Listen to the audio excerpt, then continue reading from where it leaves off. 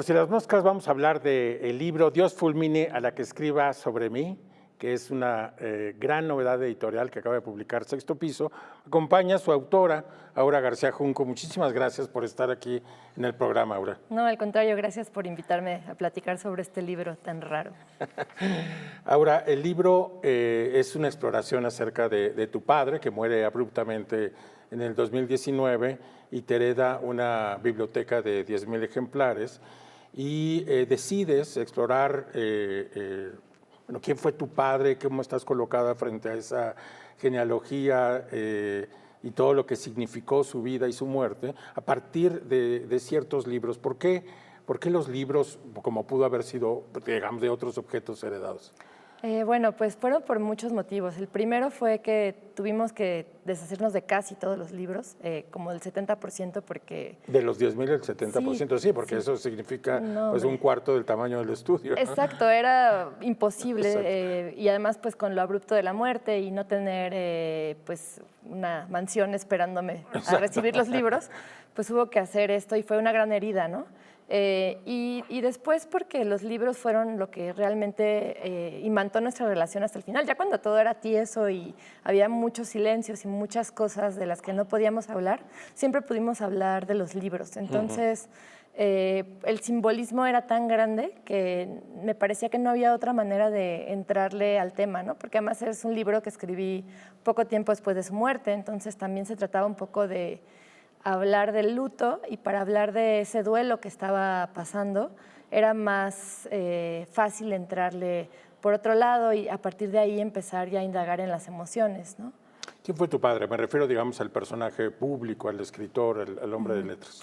Sí, qué bueno que lo dices así, porque yo creo Porque, que claro, mi papá era decir, dos personas. Exacto, sí. puedes decir varias respuestas. Exacto, ¿sí? hay como 85 respuestas posibles. Eso sí. Mi papá era dos personas. Ajá. Era H. Pascal, que era el personaje público y se llamaba así, H. Pascal, y Juan Manuel García Junco en la casa, pero vámonos con el personaje público. Ajá.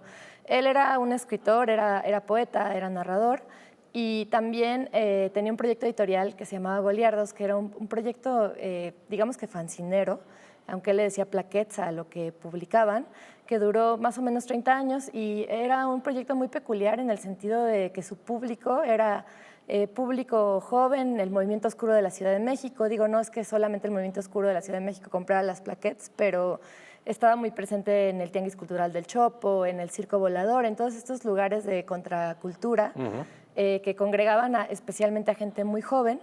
Y era un proyecto que tenía la voluntad de llegar a lugares pues poco explorados por la, digamos que, alta literatura, ¿no? Entonces, publicaba mucho terror, mucha fantasía, cyberpunk, pues todos estos géneros que se consideran un poco secundarios con respecto al realismo, y lo hacía desde publicaciones muy baratas. Entonces, él empezó a constituirse en un personaje en sí mismo. Era la persona a la que te ibas a encontrar siempre en las ferias del libro, especialmente la del Zócalo, en los lugares que ya he dicho que eran más bien como de nicho. Hacía muchos festivales, organizaba conciertos en el Zócalo de cosas rarísimas como grupos de metal homenajeando a Pablo Neruda con canciones rarísimas. Entonces era todo un personaje. Era un excéntrico y mucha gente lo conoció en su calidad de excéntrico y de la persona que te ibas a encontrar en las convenciones de cómics y que te iba a vender una plaquette de vampiros, ¿no? Por ejemplo. Sí, bueno, y eso obviamente este personaje público que tiene esas características, pues qué clase de padre también era para ti. Y aquí en esa contradicción está puesto buena parte del libro. Decides para estructurar el libro tomar 8, 9 libros y cada capítulo es alrededor de un libro en específico que está en esa biblioteca. ¿Te costó trabajo escoger estos 9 libros o para ti fue, bueno, no sé si 9, en fin, los que hayan sido, pero que son muy pocos, digamos, en relación a los 10,000 ejemplares originales? Sí. ¿Te costó trabajo o cómo llegaste a esas selecciones, esa antología de libros? Pues sí, fue bien azaroso, más que difícil.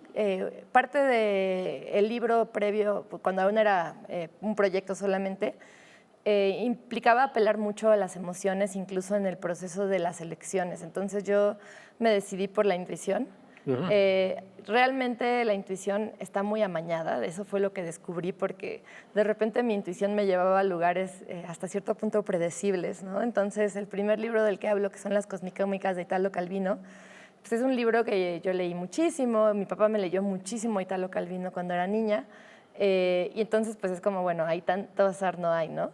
Y así como con cada libro había un, digamos que diálogo previo que ya se había entablado, y además pues obviamente hubo mucho artificio también ahí, ¿no? De repente pues si la elección no me servía no la ponía, nada más que eso no lo dice el libro, porque también se trata de crear no solamente una narrativa personal de las emociones, sino también un libro que tenga un arco más de novela. Sí, un arco de novela y que además también tenga una mirada, digamos, de lo público, en lo que me refiero a lo publicado, a lo que es común de la gente de letras, etcétera, etcétera, ¿no? Exacto. O sea, también es un ensayo sobre esos libros que vas citando, ¿no? Sí. Específicamente este de Calvino, que no es uno de sus mejores libros, o no uno de los más reconocidos, y te sirve también para hablar acerca pues, de la fortuna y de las vidas de los escritores, ¿no? En sus momentos brillantes, en sus momentos oscuros. Sí, y lo más importante para mí era que los libros fueran una excusa para hablar de otras cosas, ¿no? Digo,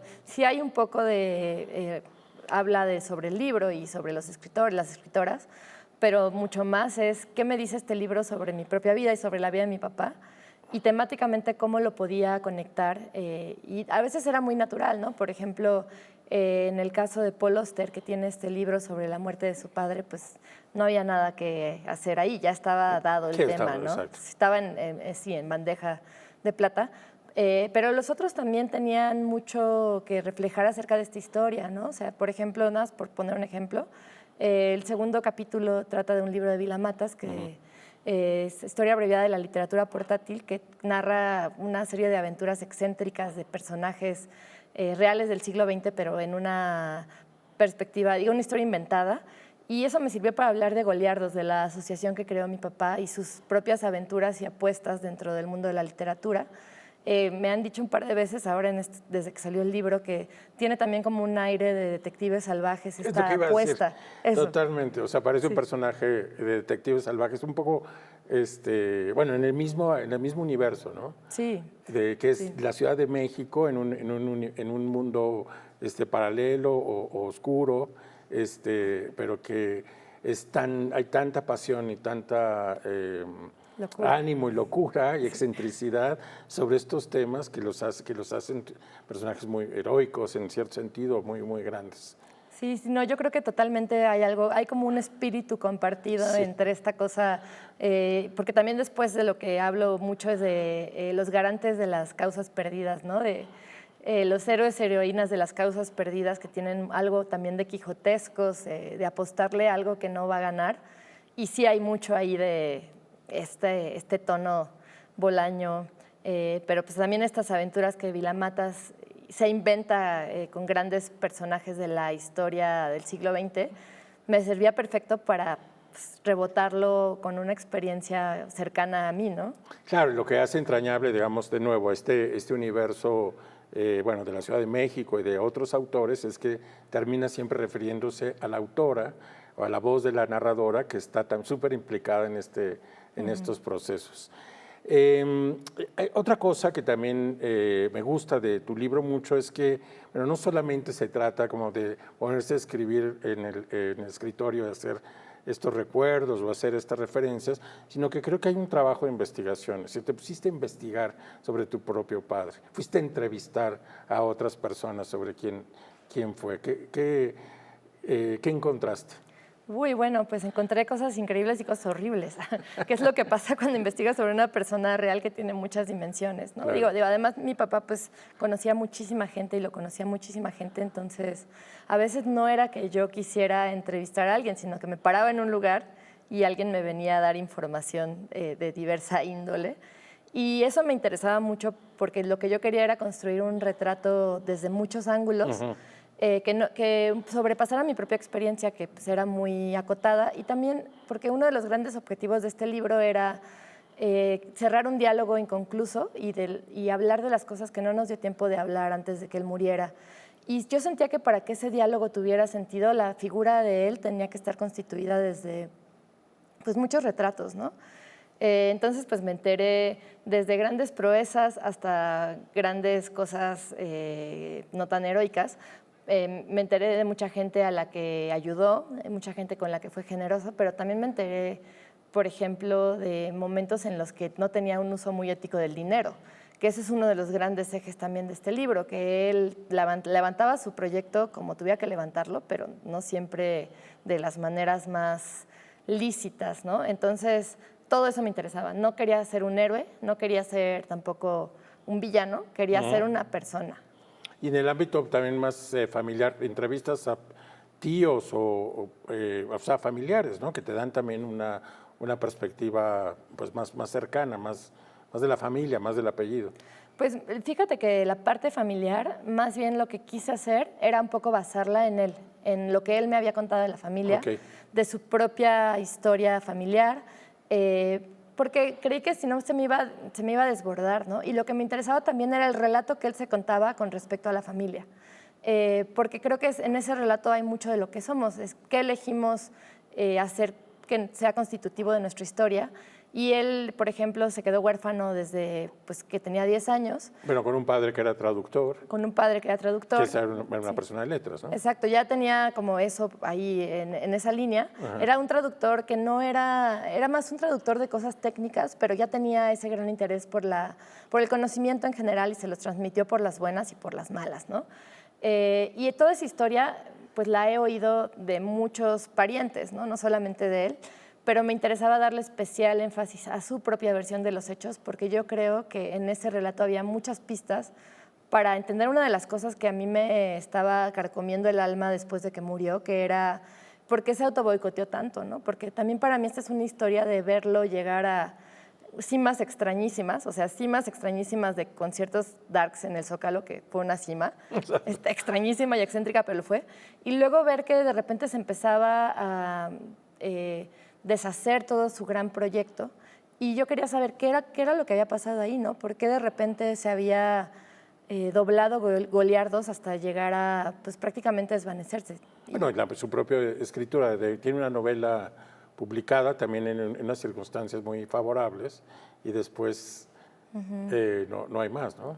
Sí, tiene varios libros, pero en un punto de su vida, como dices, fue este momento en el que él decidió que él era la contracultura y que por lo tanto ya no iba a volver a publicar en medios tradicionales.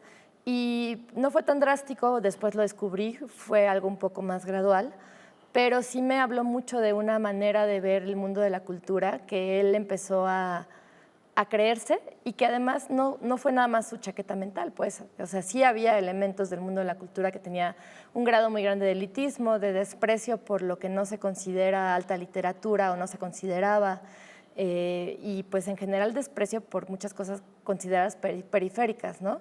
Y entonces él se casó con las causas perdidas, lo que hablábamos hace un rato, detectivesco salvaje, se casó con una causa perdida y a partir de ahí pues había muchas incógnitas que yo quería preguntarle a personas porque además fueron los momentos en los que nuestra relación empezó a distanciarse más. Entonces su relación con la literatura fue muy paralela a la relación que tuvimos él y yo. Increíble. En el libro citas a Vivian Gornick, que es una gran autora que ella escribe, bueno, es muy conocida por el libro que escribe sobre su madre. Y Vivian Gornick tiene un libro, digamos, de consejos, bueno, vamos a ponerlo así, sobre la escritura autobiográfica y dice que, lo citas, que hay que adquirir cierta perspectiva temporal para poder escribir sobre el padre. Pero tú te ves envuelta en este proyecto y acaban de pasar unos meses y tú dices, ¿qué perspectiva temporal? O sea, eso es lo que tengo enfrente y eso es la manera en que pues lo voy a hacer, ¿no? Sí, y es que Vivian Gornick, que ha pensado mucho sobre la narrativa personal, sí. Lo que dice primero que nada es que tienes que constituirte como una narradora creíble para un lector o una lectora, ¿no? Y que cuando estás en la inmersión total, es muy posible que no llegues nunca a ser esa narradora que creará una obra más allá de su propia miopía. Y a mí me sirvió muchísimo leerla porque me di cuenta de que yo no iba a poder ser esa narradora fiable y decidí más bien como acoger eso, ¿no? Pero no iba a ser paralizante. No, O sea, no no me iba a parar. decidiste que Gornick, que además es una autora que todos leemos con mucha admiración, Sí. no te iba a... No me iba a detener. detener. No, no me iba a detener. Y lejos de eso, más bien me hizo no dar paso sin guarache, ¿no? Y además me sirvió mucho para empezar a pensar de qué trataba realmente el libro. Y uno de los grandes temas del libro es la constitución de dobles literarios. exacto. Es lo que decías, la narradora, pues soy yo, pero no soy yo. Exacto. Es un personaje. Y el papá que está ahí es mi papá, pero no es mi papá. Entonces, como que leer a Vivian Gornick me hizo tener muchas reflexiones y hacia el final del libro, el libro empieza a virar un poco hacia allá, ¿no? ¿Qué podemos decir de las personas a las que amamos, pero que al final solo vemos desde una muy particular y acotada manera? ¿Y qué tanto de injusticia, de justicia le puedes hacer a un personaje que ya no está en la tierra, ¿no? Que ya no tiene derecho de réplica? Y la responsabilidad que eso implica, que para mí eso fue súper importante, hablar de la ética detrás de la escritura. Otro de los grandes temas que está en este libro es el tema de la herencia. Es decir, está, digamos, objetualizado por los 10,000 libros que heredas, pero creo que también hay otras herencias con las que vas trabajando, que es una herencia sobre la excentricidad, sobre esta idea del éxito y el fracaso, sobre el dinero mismo, sobre la oscuridad, sobre la marginalidad que te constituye a ti misma y que también hace preguntarte sobre tu relación sobre estos temas, ¿no? Sí, es que eso que dices es también uno de los grandes ejes, la herencia, porque sí, lo material es muy fácil de localizar. De localizar. Ahí está, lo ves, fijar, lo cuentas, sí. lo tocas, ¿no? Pero otras cosas son mucho más difíciles y yo creo que yo iba en grado de dificultad poquito a poquito, ¿no? Sé que me heredó el amor por la literatura, Claro. sé que me heredó algo de lo que hablo de Vila Matas, que es ser una enferma de libros, como él era un enfermo de libros. Bueno, cuentas que leías a Tolkien En la regadera, sí. Con el libro cubierto en bolsas. Sí, sí, o sea, eso es de enferma de la literatura, exacto, sí, totalmente. O sea, no hay otra no hay explicación. otra explicación, sí, estoy de acuerdo. Este libro es un libro que solo una enferma de literatura podría haber escrito, ¿no? Hay muchas maneras de abordar un duelo y hacerlo por medio de libros es de enfermedad. Claro. Pero luego hay otras herencias que son un poco más difíciles de localizar, ¿no? Y yo hablo, por ejemplo, de la herencia de la melancolía, que mi papá era melancólico, o sea, realmente yo lo vi muchas veces desaparecer de este mundo y hacernos a un lado, no porque él quisiera hacernos a un lado, sino porque la melancolía se lo estaba comiendo, ¿no? Y melancolía, por usar un eufemismo precioso, pero pues más bien tenía más que ver con cierta tendencia a la depresión y demás, que yo siento que a mí me toca también trabajar eso, ¿no? Entonces, creo que había que reconocer un poco eso. Y también esta cosa de estar en perpetua pelea con quién sabe qué dioses humanos que están, puede o no estar, pueden estar o no en el cuarto conmigo, como dice el meme. Ajá. Y yo quería ponerlo sobre la mesa, porque creo que cuando no pones esas cosas sobre la mesa, que también son herencia y también son la herencia más dura y más difícil de localizar, se pueden volver como algo que te come, sí. Claro. Y este libro, al ser un libro de duelo, implicaba hacer todas esas reconciliaciones y evaluaciones y sopesar cosas que yo no había querido ver en estos meses, eran 12 meses, un año más o menos desde que murió mi papá antes de empezar la escritura.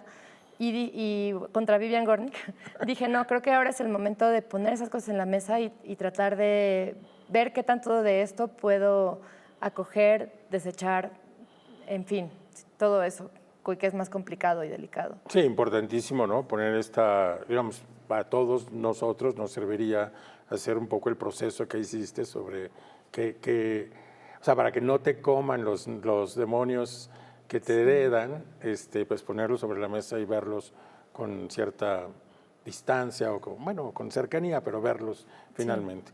Sí. Hay un capítulo que me llamó mucho la atención porque te cuestionas a ti misma o la narradora se cuestiona a sí misma si no está escribiendo un libro patriarcal y habla también desde una perspectiva más feminista sobre ese padre, sobre la relación de ese padre con las mujeres y los feminismos y que también es un capítulo muy constitutivo acerca de quién eres ahora, o quién es la narradora ahora. Sí. Ese capítulo me llama mucho la atención. Sí, sí, sí. O sea, ¿qué estabas pensando cuando estabas escribiendo esa parte en particular? Pues mira, yo creo que esa parte es el inicio de uno de los grandes ejes del libro, que sí tiene que ver con una lectura feminista del mundo, o como el feminismo como herramienta de análisis más que nada, ¿no? No tanto como una existencia, sino como una herramienta de análisis. Total. Y habla de un tema más grande, pero ahora vuelvo al feminismo, que tiene que ver con un clásico universal, que es la diferencia generacional entre padres e hijos, ¿no? Siempre existe algo que se quiebra entre generaciones y que es muy difícil de reconciliar, y creo que ahora, como vamos tan rápido, es muy notorio eso, ¿no? Y el gran quiebre que hubo entre mi papá y yo siempre tuvo que ver con el tema de la masculinidad y del machismo. Y no porque él fuera particularmente macho, sino porque pues, era de todas formas suficientemente macho como para que causara pues, muchas incomodidades. Y un poco también el tema de la reconciliación va por ahí, ¿no? De tratar de entender de dónde viene toda esta educación machista. Más adelante en el libro hay un capítulo en el que sigo con esta línea y hablo de su relación con mujeres jóvenes. O sea, se divorció de mi mamá y empezó a andar con mujeres de 22 años cuando él tenía 40 y tantos, ¿no? Y subir ese régimen de edad no sucedió, o prácticamente no. Y eso a mí me causaba un gran resquemor. Y luego, además, si a eso le aunamos que él murió en 2019, meses después del Me Too, muchas de nuestras últimas conversaciones tuvieron que ver con el Me Too. Ajá. Entonces, ahí quedó mucho inconcluso y creo que a mí me faltó entenderlo un poco más, no porque no quisiera, tal vez sí no quería, no lo sé, pero no podía especialmente, ¿no? Y eso es lo que pasa cuando alguien muere. No puedes cerrar todas las interrogantes, ni todos los conflictos, ni todo. Y este libro también tenía esa voluntad de entender por qué era así, pero sin dejar de ser crítica al respecto, ¿no? Y entonces es la crítica también, hablando de lo del libro patriarcal, también hay una crítica a los libros que leo desde allí, pero también tratando de mantener el valor estético y el disfrute estético sobre estos libros, a pesar de que pues ahora cuando leo ya no puedo no ver estas cosas ahí. Y también hay una nota de humor en donde cuentas que tu lectura de Simone de Beauvoir, que es una lectura pues extraña, ¿no? Por decirlo menos. Sí. Cuéntanos. Sí, porque me lo llevé a la playa, cuando era adolescente, y así descubrí una categoría de libros que son perfectos para dormirte al lado del mar y dejar que se llenen de salitre. Claro. Esa fue lo que me enseñó ese libro. Y luego El segundo sexo, que intenté leer también durante la adolescencia, arrulló mis más profundas siestas, porque no era el momento para leerlos, ¿no? Y creo que todo el libro, hablando del humor, pues tiene toques de humor y de ironía. Tiene toques de humor y de ironía, tiene toques, digamos, en donde también la narradora se pone al descubierto y nos hace, o sea, nos saca una sonrisa, ¿no? Eso es muy padre. Goliardos, que es, digamos, una de las grandes construcciones de tu padre. Cuéntanos un poco más de eso. Bueno, Goliardos era una editorial que publicó principalmente a gente joven, muchos de los cuales, muchos eran alumnos de mi papá, aunque también había unas cuantas alumnas, pero también publicaba grandes clásicos de cierto tipo de literatura, ¿no? Javier Villaurrutia, que tenía un aire gótico también. Sí. Amado Nervo, en su faceta de escritor de ciencia ficción, que casi no es reconocida. Mi papá fue un gran estudioso de Amado Nervo en esta área de la ciencia ficción. Lovecraft, grandes clásicos de esta literatura no mimética, y ese era el eje de la editorial. Era una editorial que pretendía renovarse constantemente con gente joven, y de hecho mucha gente joven quería publicar en Goliardos, porque eran plaquettes que se vendían mucho, eran muy baratas, costaban 20 pesos, pon tú, y entonces la gente que normalmente no podía acceder a libros caros, o libros que son caros todos ellos, podía acceder a la literatura por medio de Goliardos. Mi papá era además un vendedor prodigioso, entonces quien se acercara y se atreviera a poner la cara encima de estas excéntricas publicaciones, porque lo otro es que Visualmente eran rarísimas. Muy barrocas. Dices. Muy barrocas y además muy tiradas hacia el pulp. Entonces tenían vampiras encueradas y cosas. Al pulp masculino. Exacto. Pulp masculino. Vampiras encueradas, planetas por ahí metidos. En fin, una cosa ahí muy enloquecida. Y quien se atrevía a poner la cara ahí, acababa comprando, sí o sí. Y tenía esta doble vocación, ¿no? Por un lado, una vocación estética que tenía que ver con el pulp y con los diseños que mi papá hacía en el 95% de las ocasiones y que ni Dios le podía hacer cambiar. Pero por otro lado, con este contenido de una ficción o incluso poesía, mucha poesía que tendía hacia la ciencia ficción y muchísima autopublicación de él, por supuesto. Gran luchador de la autopublicación que es tan mal vista siempre, él nunca la vio mal. Y al final, pues, constituyó un proyecto que acercó a muchísima gente a la literatura, a la escritura, y que además perduró a lo largo de muchos años. Ahora mucha gente se ha puesto a sacar sus goliardos y a mandarme fotos, cosa que a mí me fascina. Síganlo haciendo. Si alguien tiene un goliardo en su casa, mándenme una foto. Pero sí, pues era eso era goliardos. Pues muy bien, ahora se nos ha terminado el tiempo. Me encanta tu libro, realmente creo que es una gran contribución a esta literatura acerca del padre. Y bueno, pues te agradezco que hayas estado aquí con nosotros. No, al contrario, muchas gracias. Ya a nuestra audiencia, decirle que nos vemos el próximo sábado a las 7:30 por Si las Moscas.